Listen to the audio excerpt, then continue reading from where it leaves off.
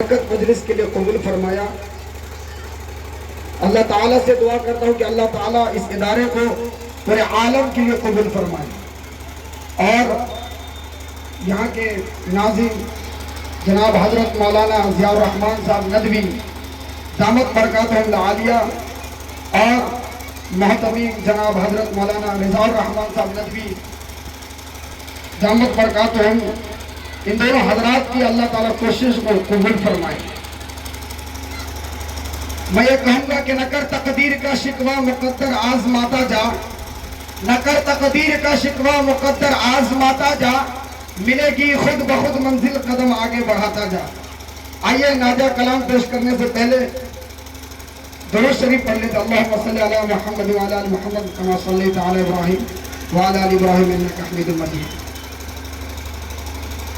السلام السلام السلام السلام السلام السلام السلام السلام، حق کے دلدار کو، شاہ ابرار کو، میرے سرکار کو، سب کے غم خار کو، السلام السلام السلام السلام السلام السلام السلام السلام۔ ان کے رخسار پر، زلف خمدار پر،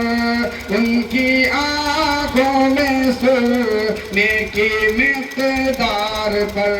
ان کی قدموں پہ اور دھیمی رفتار پر،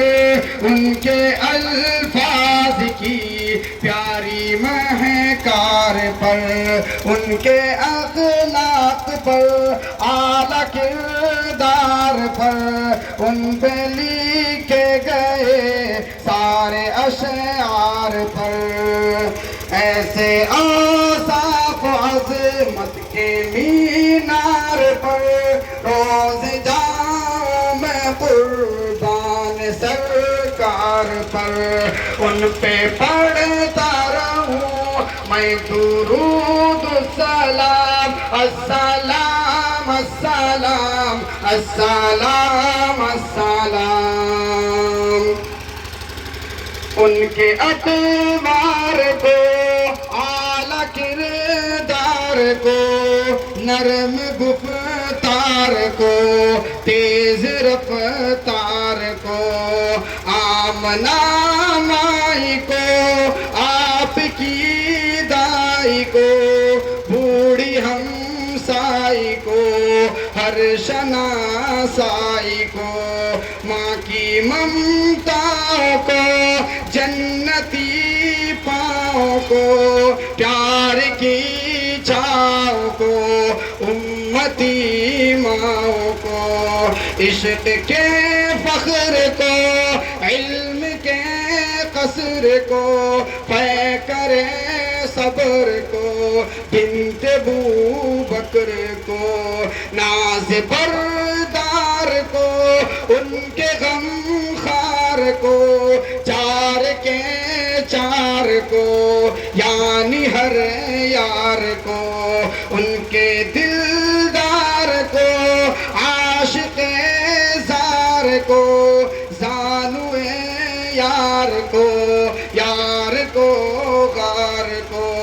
عدل کی آب کو، جوش کی تاب کو، گوہر نیاب کو، ابن خطاب کو، مال کو، جان کو، دست فیضان کو، ابن عفان کو، حضرت عثمان کو، تیز تلوار کو، فتح بردار کو، عزم کرار کو، ان کے گھر بار کو، فکر و احساس کو، ان کے الماس کو، علم کی پیاس کو، ابن عباس کو، ان کے جاباز کو، ایک دم ساز کو، حبشی انداز کو، اہل آواز کو، ایک سخندان کو، ایک تناخوان کو، نعت کی شان کو، یعنی حسان کو،